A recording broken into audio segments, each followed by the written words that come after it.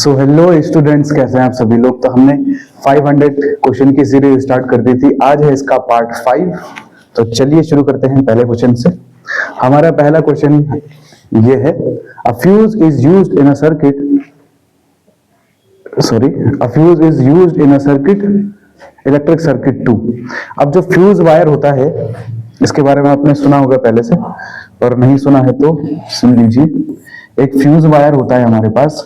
ये कब लगता है, जैसे हमारे घर के अंदर जो तार आती है बिजली की, 3 वायर आती है, लाइव वायर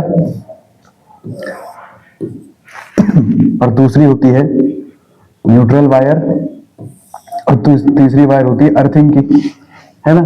तो ये लाइव वायर पर हम क्या लगा देते हैं, एक वायर लगा देते हैं हमारे घर में आने से पहले। बिजली को बिजली को घर में आने से पहले जोड़ा जाता है, किससे? फ्यूज से। अब ये फ्यूज क्यों जोड़ा जाता है,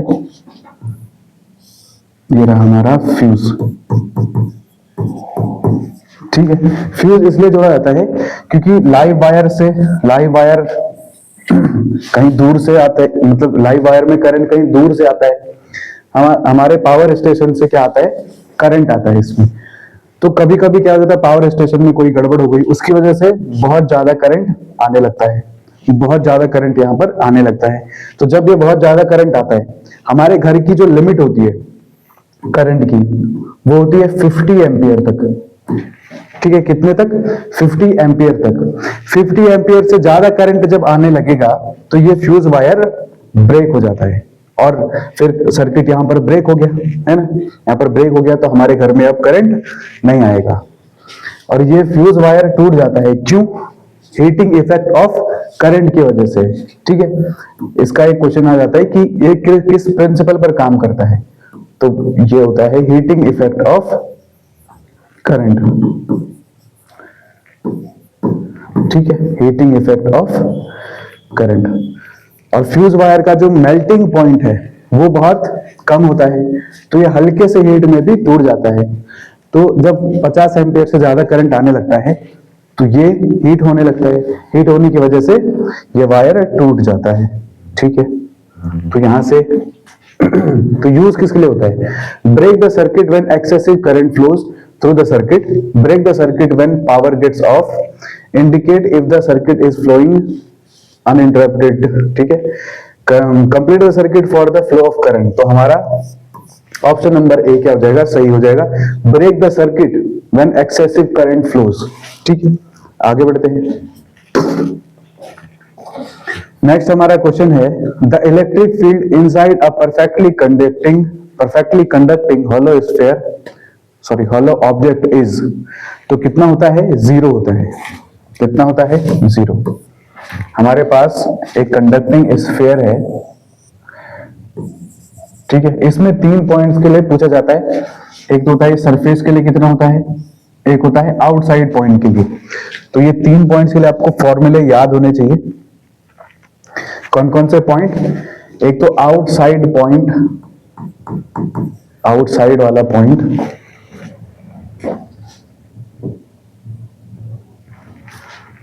और एक होता है ये वाला पॉइंट, उसको बोलते हैं सरफेस वाला पॉइंट, और एक होता है ये अंदर कहीं भी हो सकता है, इनसाइड पॉइंट, इनसाइड। एक क्या? आउटसाइड, बाहर कोई भी पॉइंट हो, एक है सरफेस पर कोई भी पॉइंट हो, और एक अंदर इनसाइड में कितना इलेक्ट्रिक फील्ड है। तो इलेक्ट्रिक फील्ड का फॉर्मूला क्या होता है? E इक्वल्स टू के क्यू अपॉन में आर का स्क्वायर, के क्यू अपॉन में आर का स्क्वायर। आर क्या है हमारी? ये वाली डिस्टेंस, ये वाले डिस्टेंस को हम बोलेंगे आर, और कैपिटल आर होगी इस स्फीयर की रेडियस, ठीक है। आउटसाइड के लिए यही फॉर्मूला काम आता है। आउटसाइड के लिए क्या आ जाता है? के क्यू अपॉन में आर का स्क्वायर। एक तो ये फॉर्मूला है, ठीक है। दूसरा फॉर्मूला है ई सरफेस के लिए, surface electric field at surface के लिए, तो ये हो जाता है के क्यू अपॉन में स्मॉल आर की जगह क्या लिख देंगे? कैपिटल आर का स्क्वायर। तो ये सरफेस के लिए आ गया।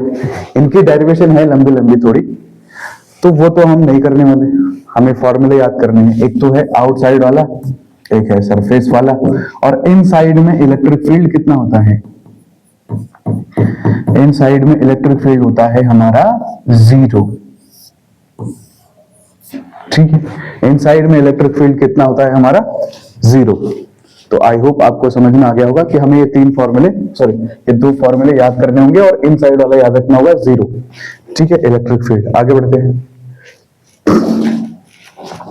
आगे हमारे पास है a cyclotron accelerates particles of mass m and charge q, the energy of particles emerging is proportional to। ठीक है, साइक्लोट्रॉन क्या होता है? साइक्लोट्रॉन एक ऐसा हमारे पास मशीन बोल सकते हैं जो किसी पार्टिकल को एक्सेलरेट कराता है। ठीक है, तो यहां से हम पार्टिकल को भेजते हैं और वो घूमते घूमते इसकी स्पीड इंक्रीज होने लगती है। अब ये क्यों होता है ये आपने पढ़ा होगा। ठीक है, मैग्नेटिक फील्ड में कोई किसी भी चार्ज को मोशन में लाते हैं तो उसके साथ क्या होता है? उसकी स्पीड और बढ़ने लगती है। ये आपने पढ़ा होगा। पर क्वेश्चन क्या बोला है कि एनर्जी के साथ कैसे प्रोपोर्शन है? तो ये होता है क्यू स्क्वायर अपॉन में 2m करके, क्यू स्क्वायर अपॉन में 2m। तो क्यू स्क्वायर अपॉन में 2m कहां पर लिखा है? क्यू स्क्वायर अपॉन में m, 2 नहीं होगा, क्यू स्क्वायर अपॉन में m। ये बहुत इंपॉर्टेंट क्वेश्चन है, Q square upon m, option number ए। ठीक है, एनर्जी के साथ में क्या प्रोपोर्शनल, मतलब प्रोपोर्शनल क्या होगा एनर्जी का जो घूम रहा है? तो क्यू स्क्वायर अपॉन में m। Q क्या है? Charge on a particle. M क्या है? मास ऑन अ पार्टिकल। जितना मास, समझ में आ रहा होगा आपको, एनर्जी किसके बराबर है? मतलब प्रोपोर्शनल है, बराबर नहीं, बराबर वाला फॉर्मूला थोड़ा अलग है। Proportional to q square upon में m है। जैसे जैसे मास इंक्रीज होगा वैसे वैसे एनर्जी कम होने लगेगी। जितना मास कम होगा उसकी एनर्जी बहुत ज्यादा होगी, है ना। जैसे इलेक्ट्रॉन का मास कितना होता है? 9.1 into 10 to the power -31 kg। ये हमारा इलेक्ट्रॉन का मास होता है, मास ऑफ इलेक्ट्रॉन। और मास ऑफ प्रोटॉन कितना होता है? 6.24 into 10 to the power -26 kg। तो किसका मास ज्यादा है? प्रोटॉन का मास ज्यादा है, तो उसकी एनर्जी भी कम होती है, क्योंकि चार्ज तो दोनों पे सेम रहता है ना।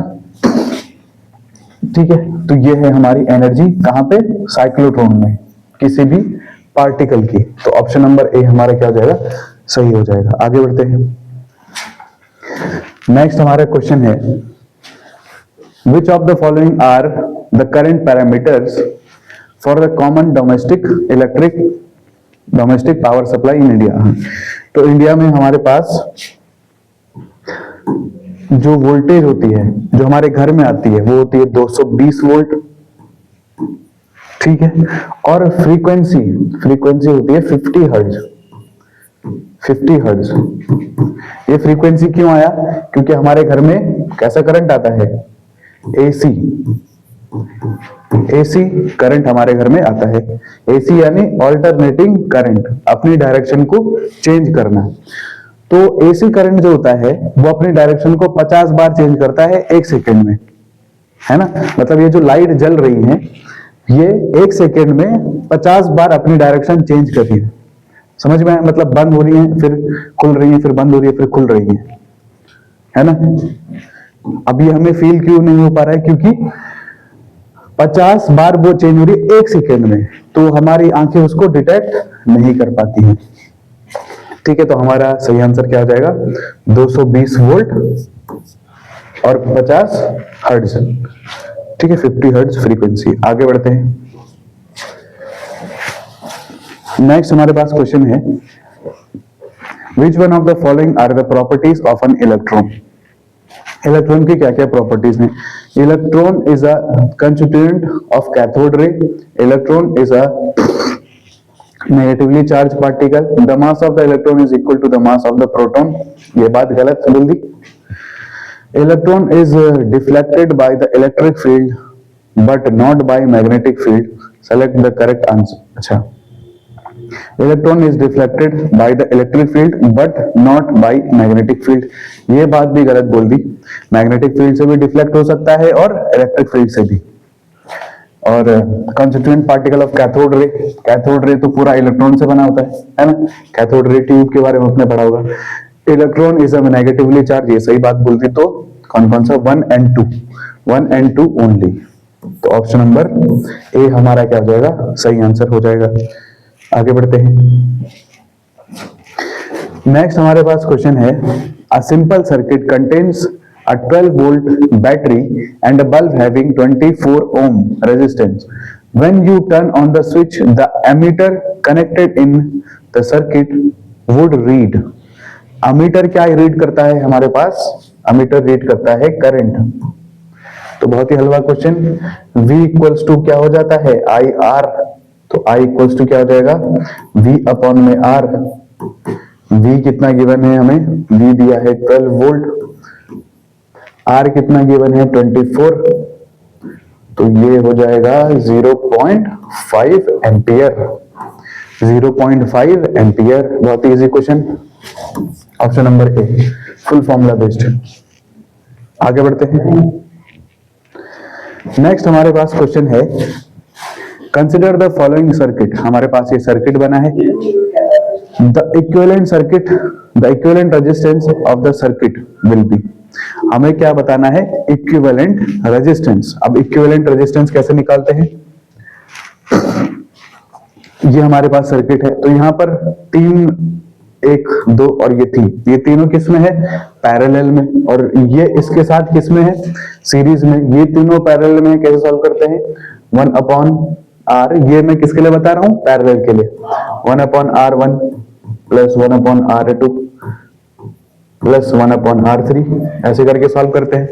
तो इनका इक्विवेलेंट निकाल लेते हैं पहले। तो 1 अपॉन R1 कितना है, 1 अपॉन में 2 प्लस 1 अपॉन 4 प्लस 1 अपॉन 6। ठीक है, तो यहां से एलसीएम ले लेते हैं 6, 2 का डिवाइड 3 में दे, मतलब 2 का डिवाइड 6 में देंगे तो 3 आ जाएगा, 3। ठीक है, प्लस, अच्छा नहीं, एलसीएम 6 नहीं हुआ यहाँ पे, एलसीएम हो जाएगा हमारा 12। एलसीएम कितना हो जाएगा, 12। तो यहाँ पर 6 और ये 3 और ये 2, 6 और 3 9 और 2 11 बटे 12। तो हमारा जो रेजिस्टेंस आ गया 1 अपॉन आर, वो आ गया 11 अपॉन 12। 11 अपॉन 12 हमारा क्या आ गया, रेजिस्टेंस आ गया। तो अगर हम R निकालेंगे तो R कितना आ जाएगा, 12 अपॉन में 11 उल्टा कर देते हैं, है ना, 12 अपॉन 11 ओम। तो ये अभी बस इसका आया। अब इसके साथ, अब अगर हम इक्विवेलेंट सर्किट बनाए, इक्विवेलेंट सर्किट अगर हम बनाए, तो यहां पर है 12 बाई 11 ओम और यहां पर कितना है 8 ओम। ठीक है, 12 बाई 11 ओम प्लस 8 ओम। तो अब क्या करना पड़ेगा, इनको सीरीज कॉम्बिनेशन है तो क्या करना पड़ेगा, जोड़ना पड़ेगा। R equivalent equals to R1 plus R2, ये सीरीज कॉम्बिनेशन में होता है। तो ये 12 अपॉन में 11 प्लस 8, तो कितना आ जाएगा, 12 प्लस 88 अपॉन में 11। आगे सॉल्व कर देंगे, कितना हो जाएगा, 100 अपॉन में 11, डिवाइड करेंगे तो 9.09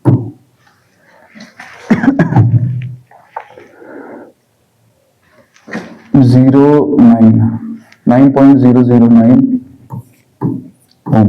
तो हमारे पास आंसर कितना आ रहा है, 9.009 ओम। तो यहां से कोई भी ऑप्शन मैच नहीं कर रहा है, तो एक हम ई बना लेते हैं, 9.009 ओम। ठीक है, तो ई वाला हमारा क्या आ जाएगा, सही आंसर, सॉरी हाँ, सही ऑप्शन हो जाएगा। आगे बढ़ते हैं। नेक्स्ट क्वेश्चन है हमारे पास, a given conductor carrying a current of 1 ampere produces an amount of heat equal to 2000 joule. If the current through the conductor is doubled, the amount of heat produced will be. तो heat का formula आपको याद रखना होगा, H equals to I square RT। ठीक है, H equals to I square RT, ये हमारे पास किसका फॉर्मूला है, हीट का, heat produced by current, by current. ठीक है, अब आगे इसको सॉल्व करते हैं। क्या बोल दिया है क्वेश्चन में, क्या बोला है, 1 एम्पियर हमारे पास करंट है of heat equal to 2000 joule if the current through the conductor is doubled। तो यहाँ पर टाइम की बात नहीं चल रही है, इसका मतलब टाइम हमारे पास कांस्टेंट है। तो पहले h ले लेते हैं, क्या बोल दिया है, I स्क्वायर आर टी, तो 1 का स्क्वायर, और रेजिस्टेंस कितना है, रेजिस्टेंस भी हमें नहीं पता है।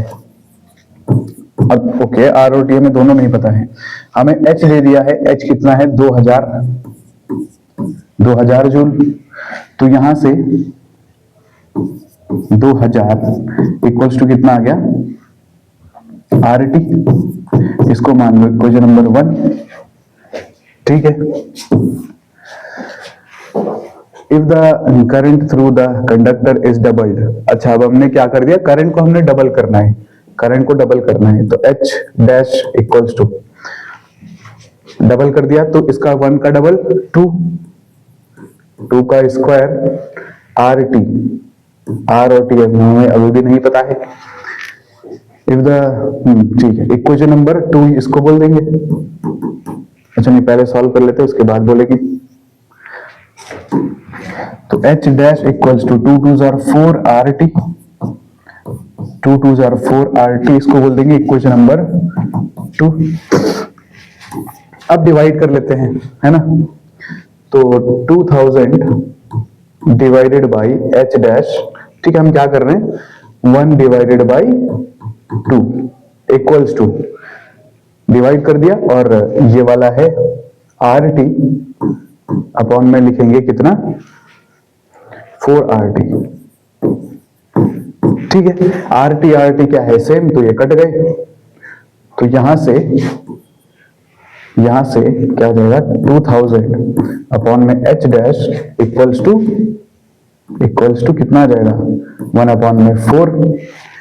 ठीक है, अब हमें एच डैश चाहिए, तो एच डैश कितना आ जाएगा, एच डैश इक्वल्स टू, ये इधर मल्टीप्लाई और ये इधर चला गया, तो 4 इंटू 2000, 4 इंटू 2000, तो एच डैश कितना आ गया, 4 इंटू 2000, और 2000 क्या था हमारा, प्रीवियस हीट प्रोड्यूस्ड। तो प्रीवियस हीट हमने लिख दी h, तो h dash equals to 4h। इसका मतलब अगर हम करंट को 2 टाइम्स बढ़ा देंगे तो हीट 4 टाइम्स इंक्रीज हो जाएगी। कितने टाइम्स, 4 टाइम्स। और अगर हम इसको मल्टीप्लाई कर देंगे तो 4 2 जार 8000, तो कितना आ जाएगा, सी ऑप्शन हमारा सही हो जाएगा। कितना आ जाएगा, 8000, हीट 8000 इंक्रीज हो जाएगी। ठीक है, ये फॉर्मूला यहां पर इंपॉर्टेंट है। आगे बढ़ते हैं। आगे हमारा क्वेश्चन है, which one of the following devices change low voltage alternating current to high voltage alternating current. तो यहां पर अल्टरनेटिंग करंट की बात चल रही है, तो अल्टरनेटिंग करंट की वोल्टेज हम कैसे चेंज करते हैं, ट्रांसफार्मर से। किससे, ट्रांसफार्मर से। Option C. ट्रांसफार्मर में 2 चीजें आती है, एक होता है स्टेप अप ट्रांसफार्मर और एक होता है स्टेप डाउन। ठीक है, स्टेप अप क्या करता है, वोल्टेज को इंक्रीज कर देता है, और स्टेप डाउन क्या करता है, वोल्टेज को कम कर देता है। ठीक है, आगे बढ़ते हैं। नेक्स्ट हमारा क्वेश्चन है, 3 equal resistors when combined in series are equivalent to 90 ohm. Their equivalent resistance when combined in parallel will be। ठीक है, तो कंबाइन करते हैं कितने, 3 रेजिस्टर्स को, तो कितना आता है, 90 ओम। और जब इनको their equivalent resistance when combined in parallel will be। ठीक है, तो सीरीज में 3 रजिस्टर है और इक्वल है 3, और इनको हमने अब किस में करना है, पैरेलल में चेंज करना है। तो मान लेते हैं R रजिस्टर है, R और R, और इनका सीरीज में कितना है इक्विवेलेंट, ये हमने सीरीज वाला बना दिया, ये आर, ये भी आर, ये भी आर। सीरीज में ये कितना आया है, आर प्लस आर कितना आ जाएगा, 3R। ठीक है, 3R इक्वल्स टू 90 ओम, है ना, यही तो है equivalent resistance. R plus R 3R equals to 90। तो R इक्वल्स टू यहां से निकाल सकते हैं इजीली, 90 अपॉन में 3, 3 3 सर, तो R कितना आ गया 30 ओम। तो R की वैल्यू पता चल गई 30 ओम, ये भी 30 ओम और ये भी 30 ओम। तीनों रजिस्टर्स हमें पता चल गए। अब हमें इनका क्या निकालना है, इक्विवेलेंट। बहुत ही इजी क्वेश्चन हो गया। अब 1 upon R equivalent 1 upon R1 plus 1 upon R2 plus 1 upon R3, तीन रजिस्टर्स है और तीनों इक्वल है 1 upon 30 plus 1 upon 30 plus 1 upon 30। आगे सॉल्व कर लेंगे, एलसीएम 30 आएगा, 1 प्लस 1 कितना आया 3 अपॉन 30। तो 1 अपॉन आर आ रहा है 3 अपॉन 30, तो आर कितना आ जाएगा 30 अपॉन में 3 और ये कितना आ गया 10 ओम। 10 ओम, आर कितना आ गया 10 ओम। ठीक है, अब यहां से आपको कुछ पता चल रहा होगा, जब इनको सीरीज में जोड़ रहे थे तीनों रजिस्टर्स को तो 90 आ रहा था, और जब इनको पैरेलल में जोड़ा तो कितना आया 10 ओम आया। पहले 90 ओम आया, फिर 10 ओम आया। तो इससे हमें क्या पता चलता है कि अगर हम रजिस्टर्स को पैरेलल कॉम्बिनेशन में जोड़ते हैं तो हमें कम रेजिस्टेंस मिलता है, पर ज्यादा रेजिस्टेंस हमें कम मिलता है जब हम उनको सीरीज में जोड़ते हैं। तो जब हम घर में फिटिंग करते हैं, फिटिंग करते टाइम भी हम किस में यूज करेंगे, किस में, मतलब सर्किट को किस में रखेंगे, पैरेलल में। ठीक है, पैरेलल में रेजिस्टेंस कम हो जाता है और सीरीज में रेजिस्टेंस बढ़ जाता है। ठीक है, तो आई होप आपको ये चीज समझ में आ गई होगी। ये भी इंपॉर्टेंट क्वेश्चन बन सकता है। ठीक है, हाउस होल्ड सर्किट्स में हम पैरेलल यूज करते हैं। आगे बढ़ते हैं, नेक्स्ट क्वेश्चन है, तो इसी क्वालिटी देख लेना। Which one of the following statement is correct with regards to material of electrical insulator. तो यहां पर कोई हमारे पास ऑब्जेक्ट है, वो इलेक्ट्रिकल इंसुलेटर है, तो हमें बताना है कि कौन सी स्टेटमेंट यहां से सही होगी। दे कंटेन्स नो इलेक्ट्रॉन, तो क्या ये बात सही है कि उनके अंदर इलेक्ट्रॉन ही नहीं होते हैं। तो इलेक्ट्रॉन तो हर ऑब्जेक्ट के अंदर होते हैं, तो ये वाली बात गलत। Electrons do not flow easily through them, ये बात सही लग रही है। दे आर क्रिस्टल्स, नहीं, क्रिस्टल्स भी हो सकते हैं, नहीं भी हो सकते, ये बात गलत। They have more number of electrons in the protons on their surfaces, गलत बात, ऐसा नहीं होता है। तो हमारे पास ऑप्शन नंबर बी क्या हो जाएगा, सही हो जाएगा। Electrons do not flow easily through them, easily flow नहीं होते हैं। आगे बढ़ते हैं,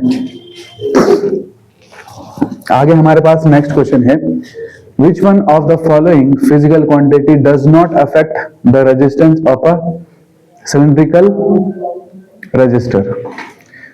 ठीक है, तो एक सिलेंड्रिकल हमारे पास क्या है, सिलेंड्रिकल ऑब्जेक्ट,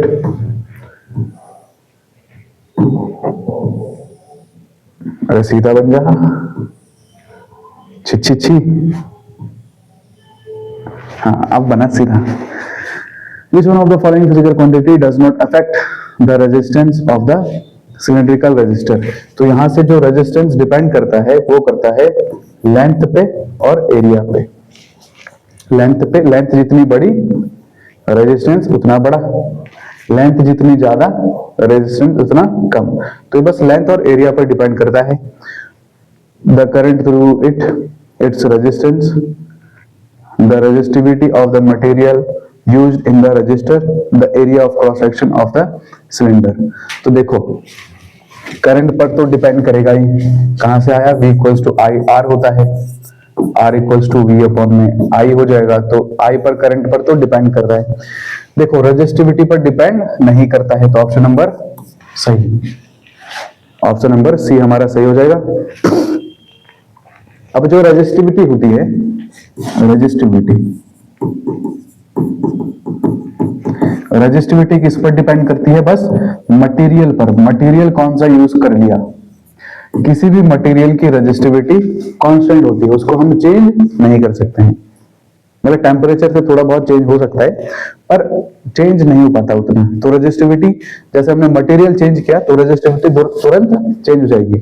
तो ये पूरा मटेरियल पर डिपेंड करता है, और रजिस्टिविटी रेजिस्टेंस पर डिपेंड नहीं करता है।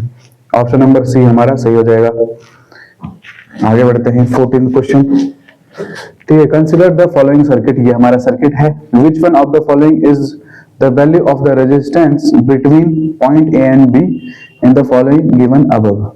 ठीक है, तो ये हमारे पास सर्किट बना है, इसका हमें क्या निकालना है? इक्विवेलेंट रेजिस्टेंस निकालना है। तो यहाँ पर देखो, ये किसमें है? ये दोनों यहाँ पर किसमें है? पैरेलल में। तो पैरेलल में 1/R प्लस 1/R कर देंगे तो कितना आ जाएगा? R हमारा क्या जाएगा? LCM। तो R का R में डिवाइड दिया तो 1, R का R में डिवाइड 1 तो 2/R। तो यहां पर अगर मैं इक्विवेलेंट सर्किट बनाऊं तो ये कितना आ जाएगा? ये 1/R आया था, 1/R इक्विवेलेंट। तो यहां से R इक्विवेलेंट क्या जाएगा? R/2 है ना। R इक्विवेलेंट क्या जाएगा? R/2। बस इस वाले का, अभी सिर्फ इस वाले का हमने निकाला है। तो इक्विवेलेंट सर्किट में ये R इक्विवेलेंट लगाएंगे तो यह आ जाएगा R/2। इसके बाद ये तो R ही है,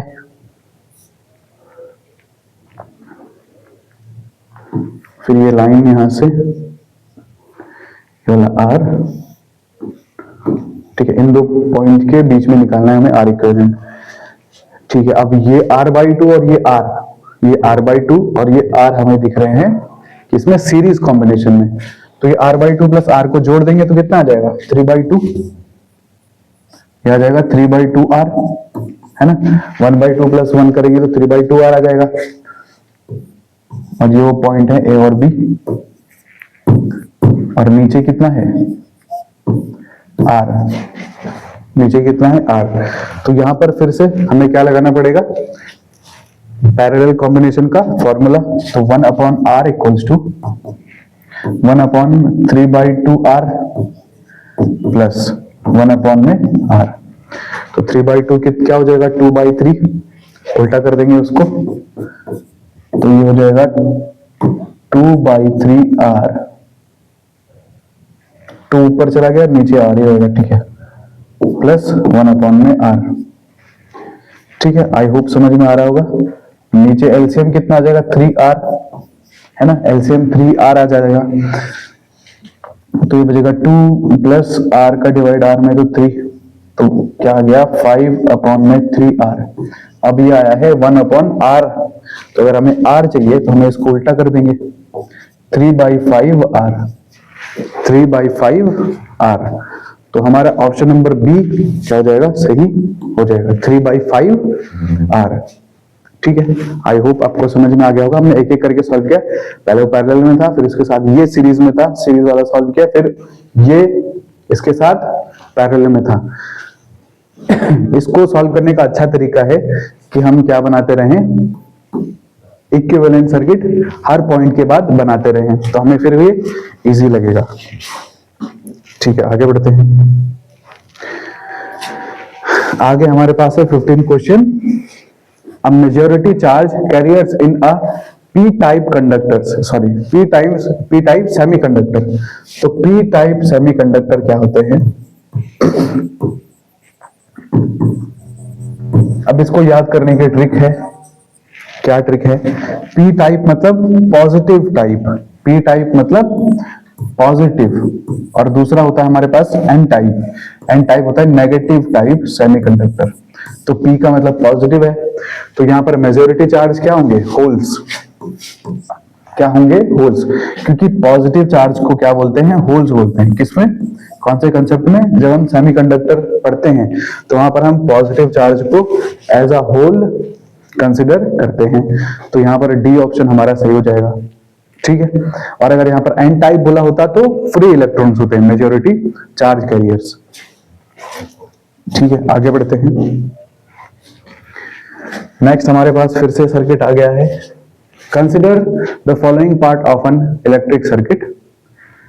the total electrical resistance in the given part of the electric circuit is, तो यहां पर भी हमें इक्विवेलेंट रेजिस्टेंस निकालना है।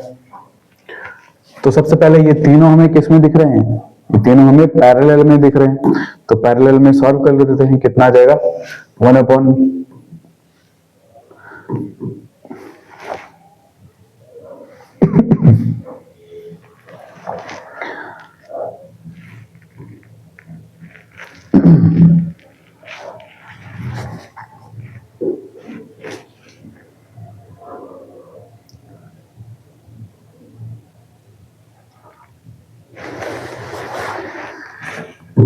चल जाओ भाई।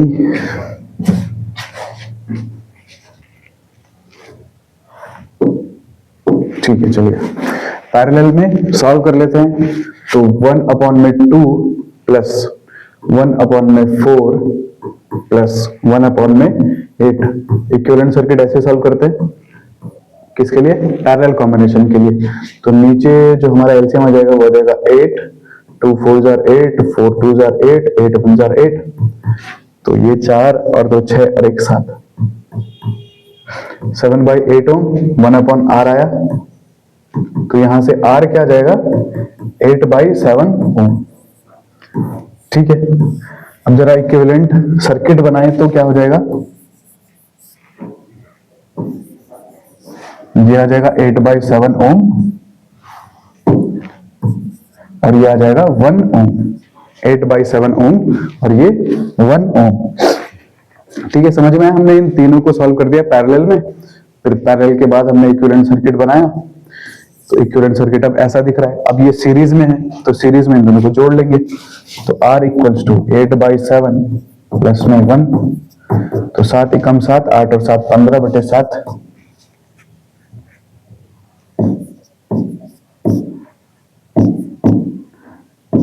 15/7 ओम। ठीक है, तो 15/7 ओम हमारे पास सही आंसर है। तो ऑप्शन नंबर बी क्या हो जाएगा, हमारा सही आंसर हो जाएगा। ठीक है, आई होप आपको समझ में आया होगा। ये आगे बढ़ते हैं, 17 क्वेश्चन हमारा। ठीक है, which one of the following is not the unit of energy. तो जूल भी हमारे पास एनर्जी की यूनिट होती है, वॉट आर भी हमारे पास एनर्जी की यूनिट होती है। ये मैंने बताया था, वॉट आर और किलो वॉट आर, ये दोनों हमारे पास किसकी यूनिट है, एनर्जी की। न्यूटन मीटर, न्यूटन मीटर भी होगा क्या, एनर्जी की यूनिट। वर्क इक्वल्स टू क्या होता है, फोर्स इनटू डिस्प्लेसमेंट, फोर्स का होता है न्यूटन, इसका मीटर। और वर्क और एनर्जी क्या होते हैं, सिमिलर, तो न्यूटन मीटर इसका भी फॉर्मूला होता है एनर्जी का। जूल भी होता है, कौन सा नहीं होगा, केजी मीटर पर सेकेंड स्क्वायर, केजी मीटर पर सेकेंड स्क्वायर। क्या हम ये निकाल सकते हैं कि ये किसका फॉर्मूला है।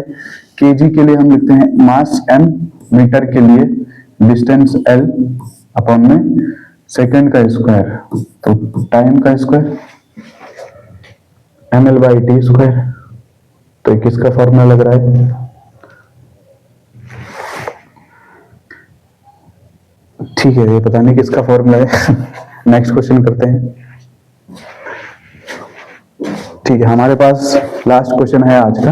Consider the following image, a proton enters in a magnetic field at a right angle to it as shown above. The direction of force acting on the proton will be।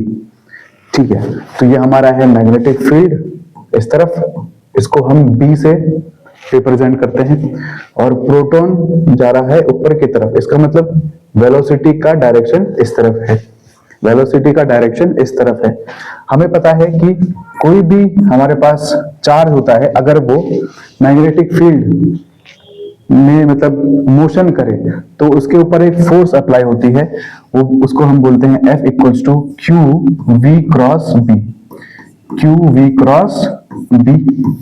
और हमें बस यहाँ पर क्या निकालनी है, डायरेक्शन। तो force की डायरेक्शन हम कैसे निकालेंगे, फोर्स की डायरेक्शन हम निकालेंगे V क्रॉस B से, V क्रॉस B से। तो जो V क्रॉस B की डायरेक्शन होगी वही क्या होगी, फोर्स की डायरेक्शन। तो ये हमने सीखा था कैसे, राइट हैंड थंब रूल से। तो V से B जाना है हमें, किस तरफ, V से B, तो हमारा थंब कहां पॉइंट करेगा, इनसाइड, है ना। ये हमने थंब फिंगर्स हमने करी V की डायरेक्शन में और किसकी तरफ घुमाई, B की तरफ, तो हमारा थंब कहां पॉइंट किया, अंदर की तरफ। तो जो फोर्स लगेगी वो लगेगी अंदर की तरफ, ठीक है, अंदर की तरफ ये फोर्स लगेगी। और एंगल भी कितना है, ये 90 डिग्री है, ठीक है, मतलब V और B के बीच में 90 डिग्री का एंगल है, तो फोर्स के बीच में भी कितना एंगल होगा, 90 डिग्री। कुछ है क्या इधर, नहीं, ऐसा कुछ है नहीं। तो ये हमारी वेलोसिटी, ये हमारी मैग्नेटिक फील्ड, और फोर्स लगी अंदर की तरफ ऐसे, तो ये भी 90 डिग्री के एंगल पर होगा, ठीक है। तो यहां पर to the right, to the left, out of the page, into the page, तो कौन सा वाला क्वेश्चन होगा, into the page. Into the page मतलब अंदर की तरफ, पेज में अंदर की तरफ, ठीक है। फ्लेमिंग लेफ्ट हैंड रूल से भी हम निकाल सकते हैं। फ्लेमिंग्स लेफ्ट हैंड रूल, तो वो क्या बोलता है, ये वाला जो ये फिंगर होती है, इस वाली फिंगर को हम रखते हैं मैग्नेटिक फील्ड के डायरेक्शन में रख दिया, और हमारा थंब कहां पॉइंट करता है, वेलोसिटी ऑफ चार्ज के डायरेक्शन में, तो फोर्स कहां लगेगा, अंदर की तरफ ऐसे, अगर हम ये करें तो, ठीक है। फ्लेमिंग लेफ्ट हैंड रूल से भी ये आ सकता है। तो आई होप आपको ये चीज समझ में आ गई होगी, और काफी इजी तो आपको ये लगा हुआ राइट हैंड थंब रूल। तो यहाँ पर हम फिंगर्स रखते हैं V से B की डायरेक्शन में, और थंब कहां पॉइंट करते हैं, अंदर की तरफ, ठीक है। और हाँ, एक इंपॉर्टेंट बात और है, अगर ये नेगेटिव चार्ज होता, तो जो फोर्स की डायरेक्शन आ रही थी इससे, उसका हम क्या ले लेते, उल्टा, अपोजिट। इसका हम क्या ले लेते, अपोजिट। इसका मतलब जैसे ये, अगर ये इलेक्ट्रॉन है, इलेक्ट्रॉन जा रहा है मैग्नेटिक फील्ड में इस तरफ, तो हमने डायरेक्शन निकाली अंदर की तरफ आ रही है, पर अगर ये इलेक्ट्रॉन है तो इलेक्ट्रॉन के लिए बाहर की तरफ आ जाएगा, फोर्स का डायरेक्शन कहां जाएगा, आउटवर्ड आ जाएगा, ठीक है। तो आई होप आपको ये चीज समझ में आ गई होगी। इलेक्ट्रॉन के लिए बस डायरेक्शन चेंज हो जाएगी, किसकी, फोर्स की, अपोजिट हो जाएगी।